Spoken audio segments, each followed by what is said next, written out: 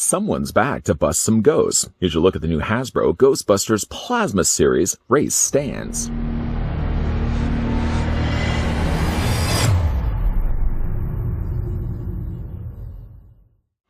Ray Stantz says don't go chasing ghosts, but if you do, call him.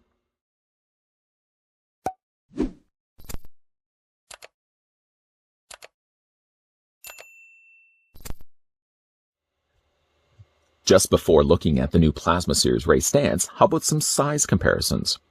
Shall we? Let's bring in first the first figure that we had a look at. Here he is next to Podcast. Yeah, quite the size difference between the two. Podcast, of course, is going to be a little kid, so there obviously has to be a height difference between the two.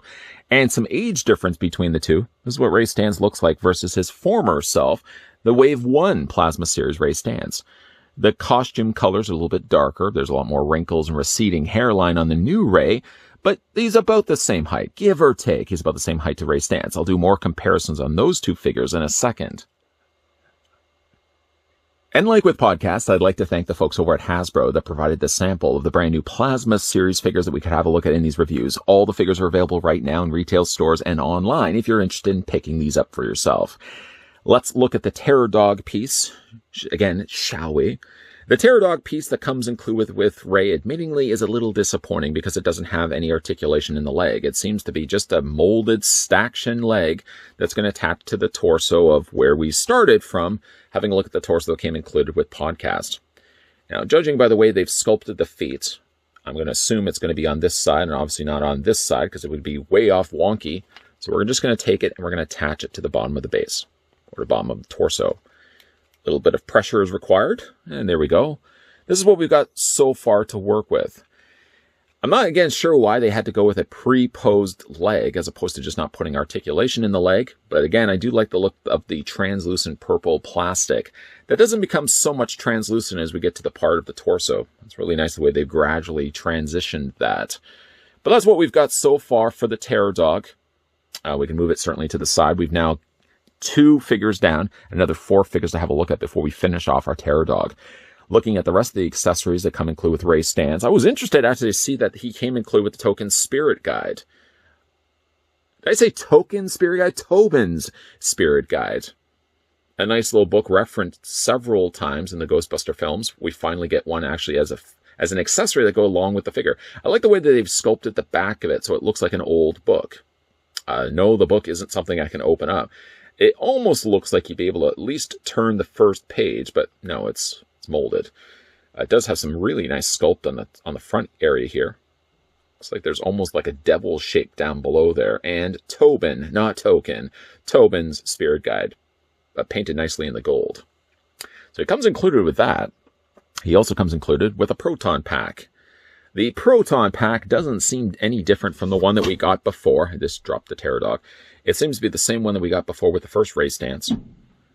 I was wondering if maybe they would have put a little bit of dust or age to the Proton Packs, but no, it does seem like they're the same as the ones that we got before with Ray Stantz. If you remember that original Ray, I had a real tough time getting the strap done on him because he's got a little bit more of a belly there. Can't quite get that on there. Anyways, he came included with, like I said, that Proton Pack. Older Ray comes with what seems to be the same Proton Pack. It attaches onto his figure body, or on pegging this, bringing back in Podcast. Remember I mentioned before that there was a peg hole in the back of the figure's torso and that I wonder if a Proton Pack would be able to actually fit onto it. Well, let's take that theory and run with it. And open up the arm, or bring the arm up, slide it straight through just to get the head around. There we go. Bring this up. And then on the back, that peg is going to fit into the hole. That's where the marshmallow fluff was pegged in first. And then you're going to take this hole right here, line up to the peg, and just snap that together. And you've got yourself Podcast with the Proton Pack. That's neat. I like the fact that at least there's the available option. If you didn't want to have Ray displayed with his Proton Pack, easily you can attach that to the back of Podcast. So there's that. Well, let's go ahead now and take that off. And just get that around the torso, slide it back off the arm, and we'll put Podcast aside. And we'll go ahead and put that onto Ray. Now, Ray seems to have still the same problem of very large stomach. So you can just bring the arms up. Again, helps to bring this arm in first. Wrap this around his torso. Get his much larger looking head in place. And then fit that to the back and attach it like so. I've noticed with the new Proton Packs, they may have allotted for a little extra clearance, where this fits around Ray's body, not as difficult as the original Proton Pack. Sorry, just while I'm talking away, there we go. Wanted to get that Proton Pack in place. Yeah, there's definitely a lot more clearance with the straps here. I'd be almost even curious to see if whether this Proton Pack will fit around the original Ray, as like I said, there is a little bit more wiggle space to work with. The last thing that comes included with Ray will probably involve me having to take the Neutrino Wand, fit that into Ray's hand.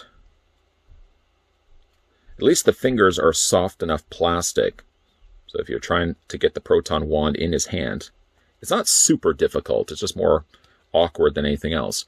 Take the other hand, again, just pry those fingers away from the palm, and just slide the wand straight through. Why I'm doing all this, by the way, is leading then to the other accessory it comes included with. It comes with a Proton Stream. The Proton Stream fits to the end, just fits onto the end nozzle there of the Proton Wand. So if you want to have them displayed, although it would be much more helpful if you get it all the way in there. There we go. You can get the Proton Stream attached to the end of the Neutrino Wand, and you can have the figure displayed like that.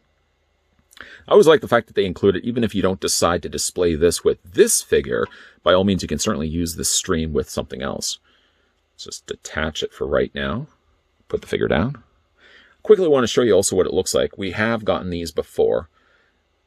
It's all made of a softer plastic with more of the outer electricity in blue being the softer of the two plastics. But again, it's a nice little accompanying piece that attached to the end of Neutrino Wand. We'll put that to the side. Let's take the Proton Wand, and how it attaches to the Proton Pack, by the way, there's a little clip on the end, and you just take right there the hole. It does involve you having to bend the tube, the actual hose that connects the two together. Get that out of the way of things, and that just attaches onto the side like so.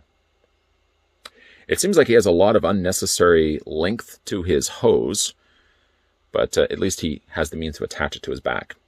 So I wanted to bring in the original Ray so you could see the difference between the two. Sculpt, there is a lot of changes that have been made, and a lot less hair on the top of his head.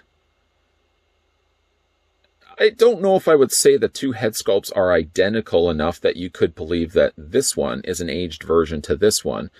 But again, we don't know the state of what Dan Aykroyd looks like. Actually, we don't even know the state of what Bill Murray and Ernie Hudson will look like when we see them actually in the film. But you got to believe that over the years, they have aged, they have put on a little bit more weight, although Ray here seems to be about the same weight as he started with from the first wave of Plasma Series figures.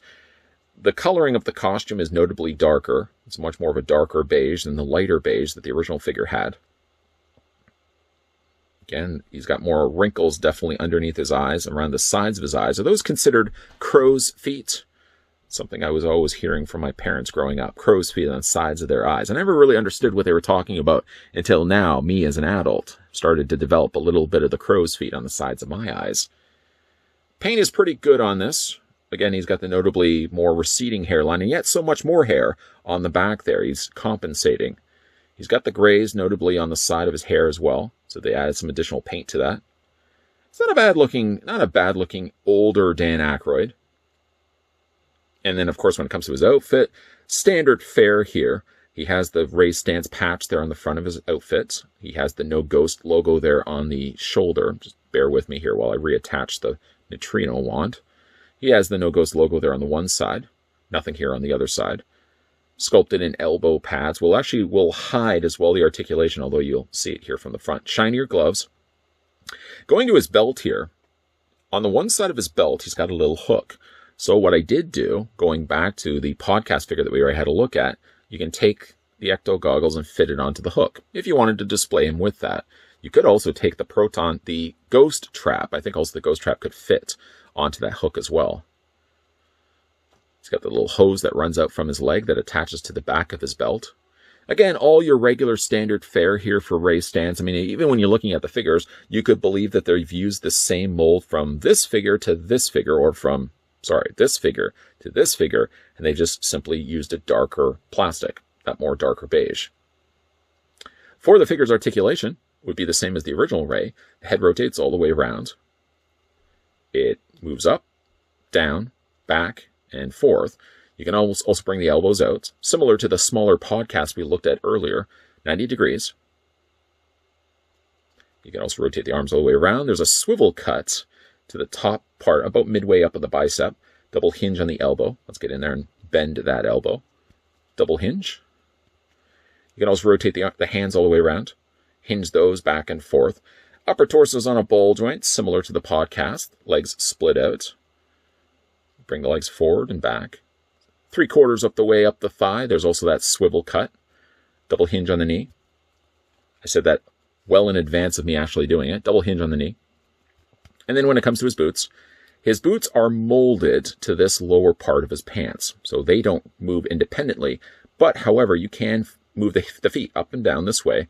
And you can also rock them back and forth this way as well. So he has a little bit more articulation than the podcast figure we looked at before, because podcast was wearing just his sneakers.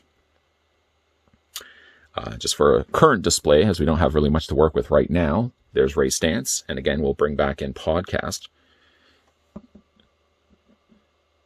Sort of in this second video I've decided to go with a younger character and then an older character. It also helped as well because those two parts sort of works better when it comes to building the Terror Dog. I always seem to like to start with a torso piece and then add like legs and then the arms.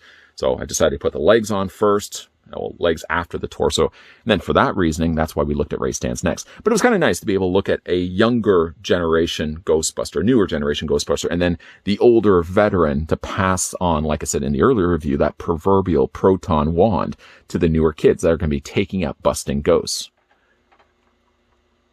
Getting now the new Plasma Series Ray Stantz, it serves as a bit of a sad reminder that when eventually Ghostbusters Afterlife hits theater screens, we're going to be seeing notably older Ghostbusters. The original cast that we loved from the first two films, or most of us loved from Ghostbusters 2. I was a big fan of Ghostbusters 2. But we're going to be seeing these older characters passing on the torch to the new generation. And you got to imagine as well, this is going to be the last ride for the original crew. And maybe then the newer cast is going to be picking up the reins for Ghostbusters sequel to Ghostbusters Afterlife. I'm okay, really, the idea that a new group of Ghostbusters are going to be busting ghosts in future films. I hope it's not just a one and we're done. We get Ghostbusters Afterlife, we get the older cast, the newer cast, and that's it. I'm okay if we want to get a couple of other Ghostbuster films after the fact, as long as it's not going back to Ghostbusters Answer the Call. Not a big fan of Ghostbusters Answer the Call. As for Ray Stantz, short of the fact he is older, he's about the same sized build of a figure that the original Ray Stantz has, a little bit more portlier in the belly. He still has the Proton Pack. Nice addition, though, is he does get the Tobin's Spirit Guide, not the Token Spirit Guide, Tobin's Spirit Guide, and he does get the Proton Pack that if you don't want to display with Ray Stantz, yes, you can carry that over to podcast, as we saw in this review. This one also does have the benefit of having the proton stream that can attach to the end of the Proton Wand, Neutrino Wand. So if you want to have him displayed with that, you can. If not, I'm probably going to use that Neutrino stream because I think the proton stream was only available with Winston Zedmore from the first wave. Correct me if I'm wrong. If that is the case, then I can definitely use this with one of my older first wave Plasma Series Ghostbuster figures and have it displayed with at least two of them with proton streams. Gonna have to double check and see if Ray Stantz or Winston Zedmore was the only one that came with the proton stream. Again, a big thank you to the folks over at Hasbro that provided this sample of the new, very new Plasma Series Ghostbusters Ray Stantz, leading up, of course, to the eventual release of Ghostbusters Afterlife, which I'm super excited for. Are you excited for the new Ghostbusters Afterlife? Let me know down below your thoughts on what do you feel about the idea of the older generation, the original generation of the Ghostbusters passing the torch over to a newer generation? Or do you just wish the film was all based on the original older Ghostbusters team going out there and busting ghosts? Let me know down below in the comments section. If you guys are also new to this channel and enjoying the content you've seen so far, and just know that there's many more videos coming your way, but if you are new here, hit that subscribe button down below. If you are new here, make sure you're turning on the bell notification. And yes, the obvious one, if you are new here, making sure you're coming back to this channel because we will be also wrapping up the reviews of the brand new, thanks to, again, the folks over at Hasbro, providing the samples. We're going to be looking at the new Plasma Series Ghostbusters as we build the Sentinel Terror Dog. As always, guys, thanks for watching. See you guys next time.